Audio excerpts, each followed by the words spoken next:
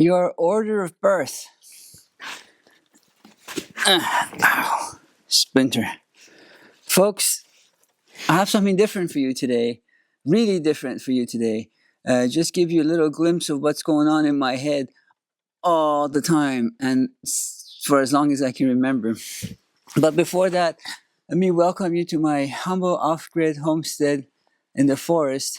This isn't the actual house. This is my gathering place, maker space, crafting room, whatever, outdoor yoga, meditation, outdoor space. And there's a video on that in the summertime. For some of you who've already been here, at least virtually. It's a beautiful day. No gloves, no hoodie.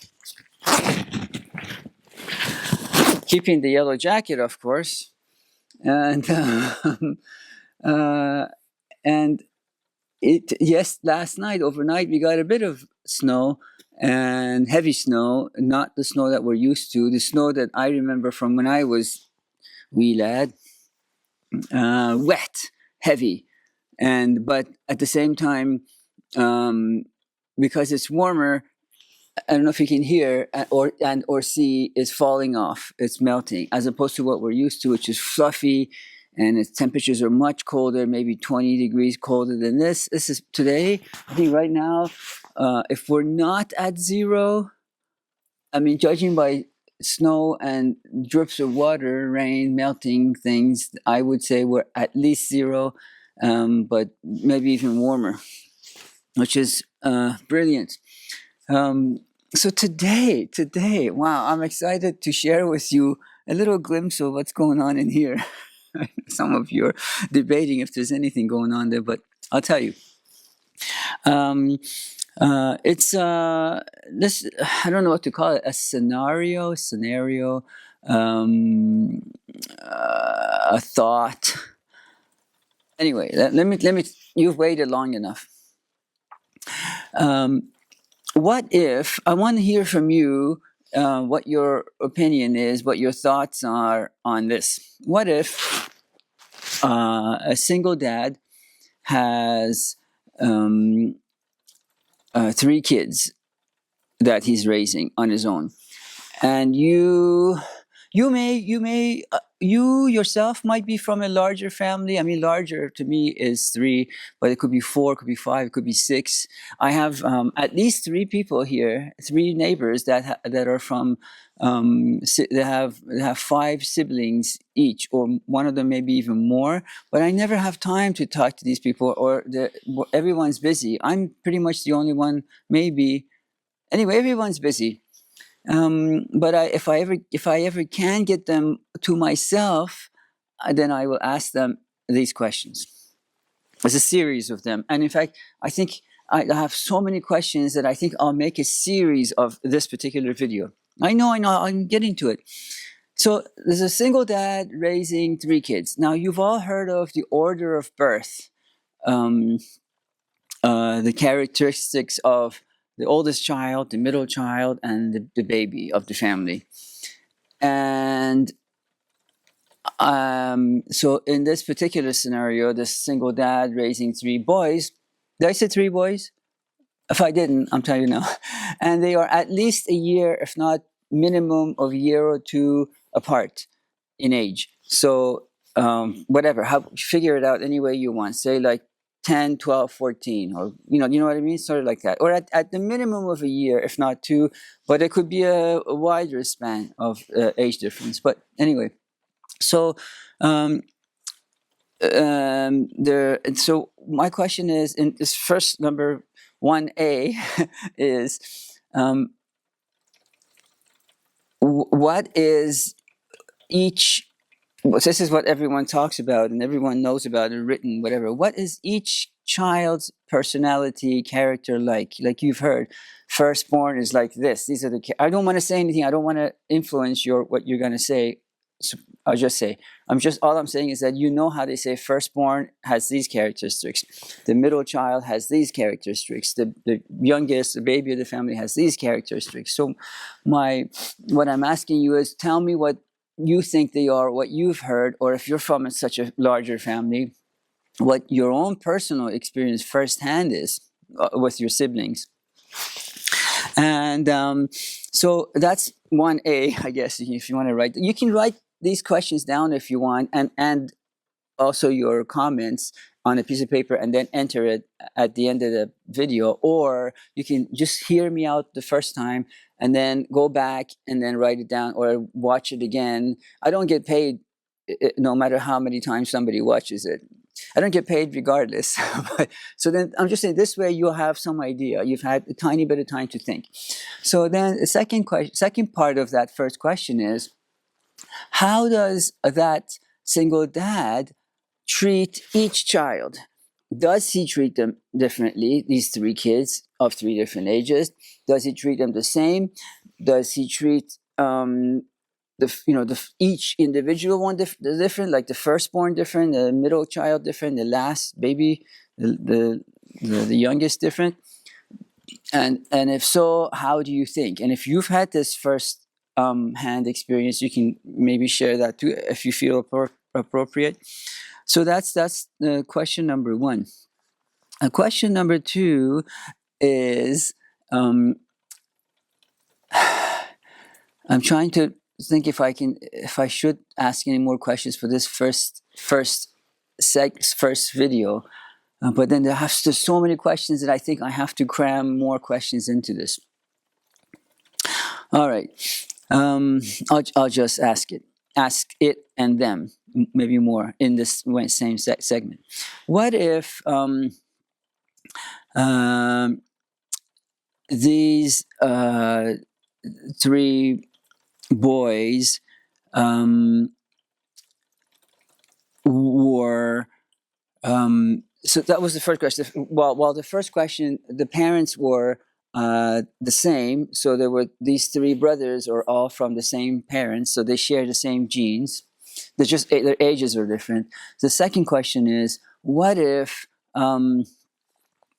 these three boys are from three separate moms? So although they share the same dad's genes, they're not sharing. Their moms are different. You know. I think you know what I'm talking about. So what happens? The same questions now apply the first question to the second question. Does the dad treat them differently now that they're from different moms? And do the kids, do the brothers treat each other differently, seeing as their moms are different, because they don't have the same connection maybe, but they are living together though, they're just different ages still. Another question, the third question is, now we'll take this and go from the other side. So there's a single mom raising three kids, and the dads, they have the same dad as all that's different basically is that the three boys that are brothers from the same parents, now instead of living with their dad, now they're living with their mom. So how does that, same age difference, everything else is the same. Instead of living at his house, they're living at her house. So how does she treat them any different? Do they treat each other different? Do they treat mom different? That's the first question. And then the second question is, now these kids, the ages are same, that are 1 or 2 years apart, but they don't share the same dad. They share the same mom, but they don't share the same dad. So there's three different dads, one mom. That's who they have in common. So now the question is, do they treat each other different now that they have separate dads? Or what's the dynamic or whatever like? And do they treat their mom different? And did I already say, does mom treat the boys any different? because they have different dads. I don't want to say anymore why that's even, should that even be an issue. Some of you already know that how that can, be, but I'll just leave that for you to tell me. And I want to see if I can squeeze one more scenario into this, but I think I've already asked too much because it'll just get too diluted. I think I'll just leave it at that. But I will go on. Look for part 2, 3, 4, 5, 6 to this game if you want to see it as. So I'll tell you one of the reasons I'm asking this, because, well, firstly, before that is that winters in the rural or whatever out here, because you have so much time on your hand, they're monotonous. They can get boring. I mean, you see me shovel a lot, and I'm shooting a lot of videos here for you. But this boredom, it doesn't necessarily have to mean that it can only happen here. Many of you may have the same thing. I've been bored my entire life, even when I lived in the city. So maybe you live in the city and you could be bored. But maybe you have a history of Alzheimer's, like me. My mom has it. Her mom had it. And these thought-provoking games, it's a game. If you're, same as watching a game show, or listening to a game show, or doing crossword puzzles and that, you could be carving new neural pathways in your brain.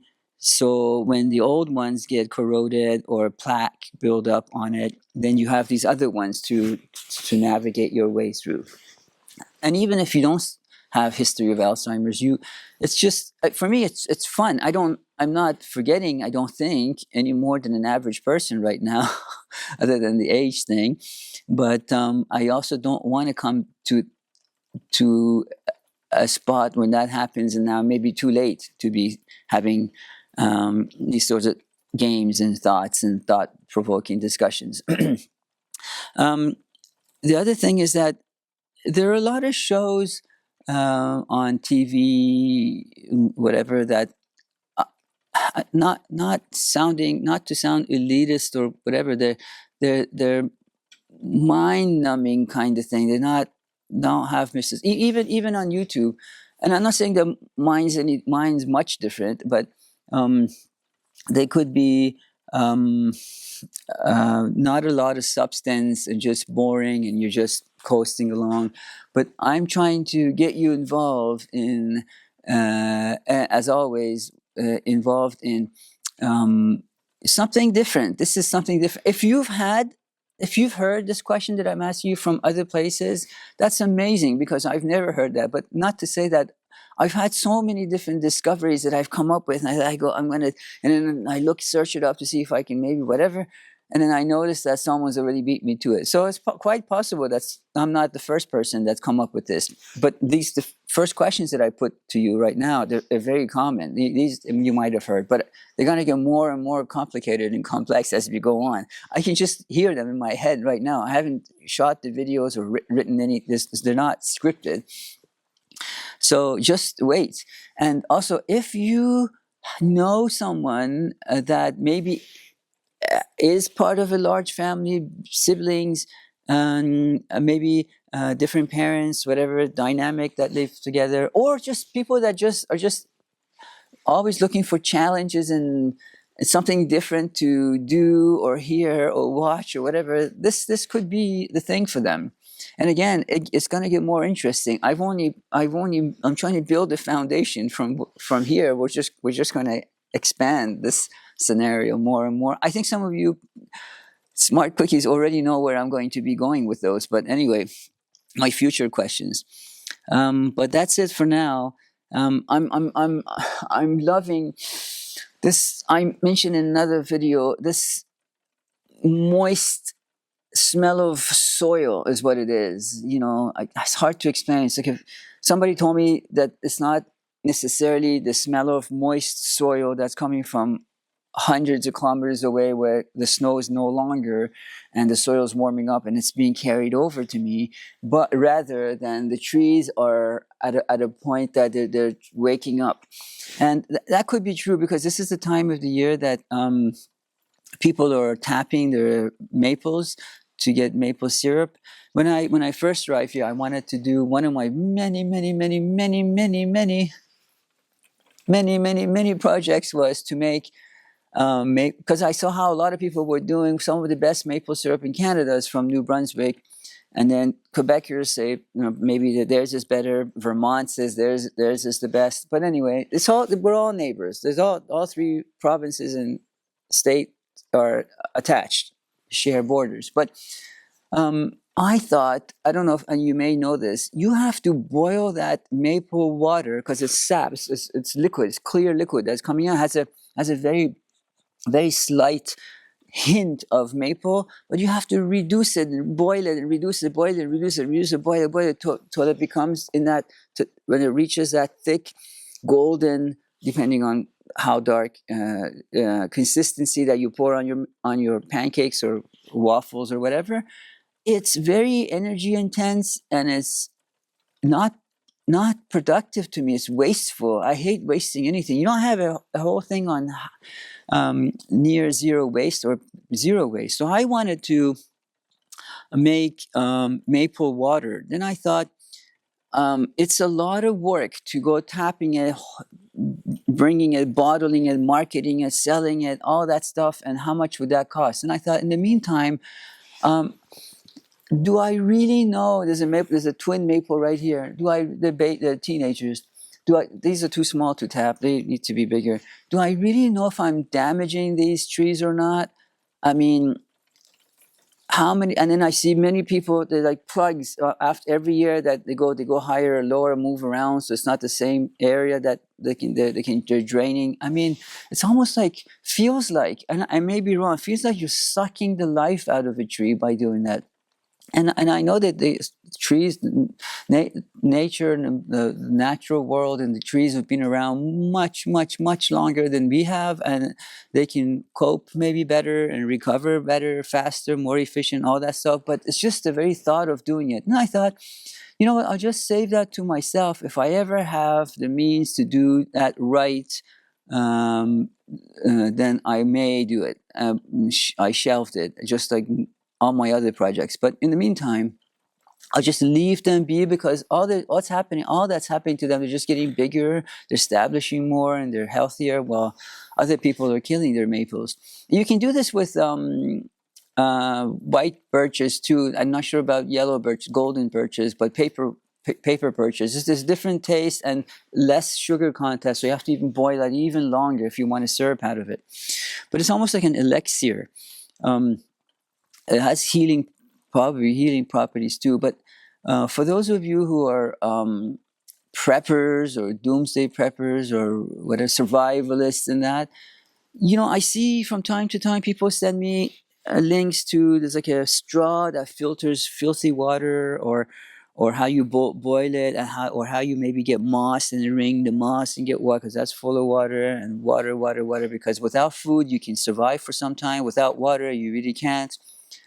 And these are all, to me, if I lived in the city, when I lived in the city at the time, would have heard those and said, I have to remember, mental note, I have to remember that. There's a survivalist thing. If I'm ever in a situation like that, this is where you get water. But, folks, even at this time of year, especially at this time of year, you can melt down this beautiful, fluffy, clean snow for your water, number one.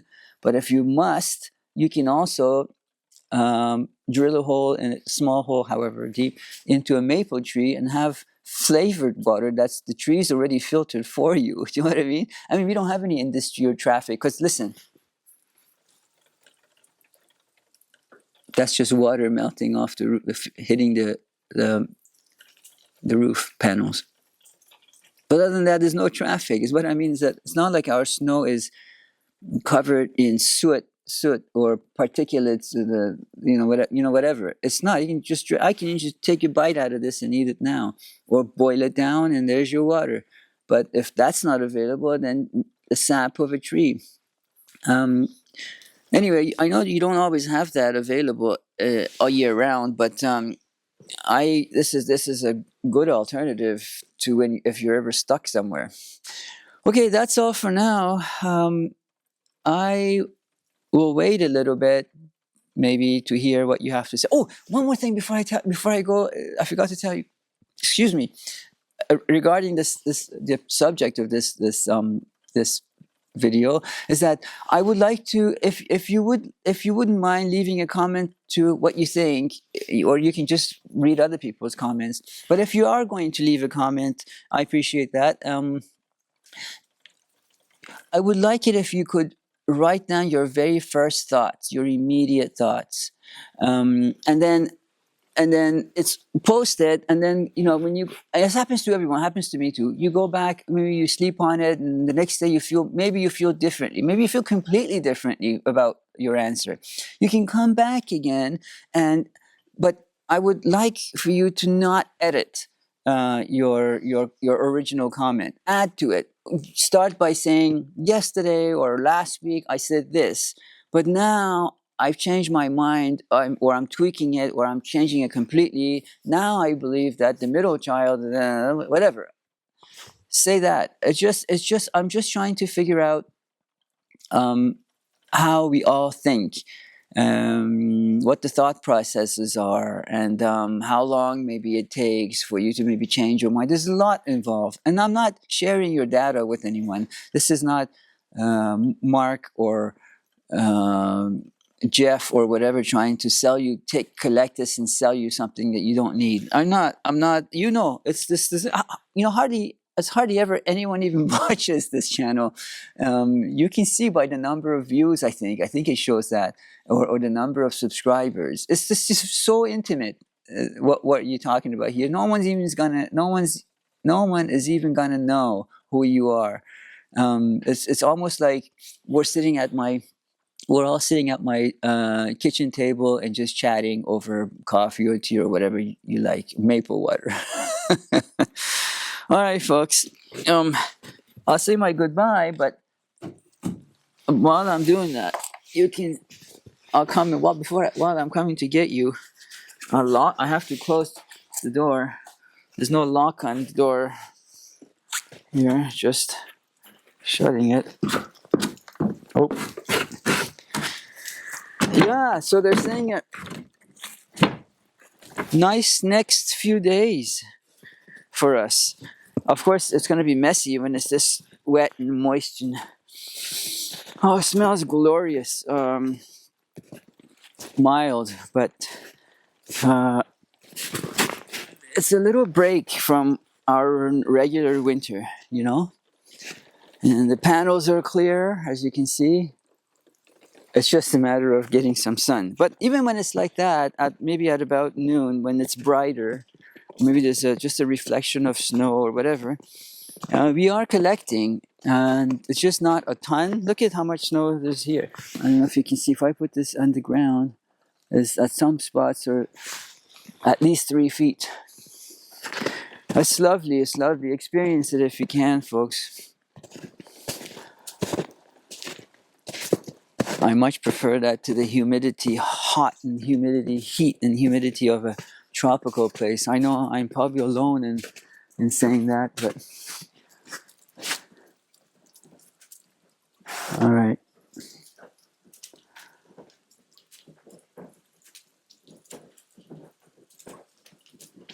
So good thoughts, good words, good deeds. So we'll be taught next time. Take care, folks.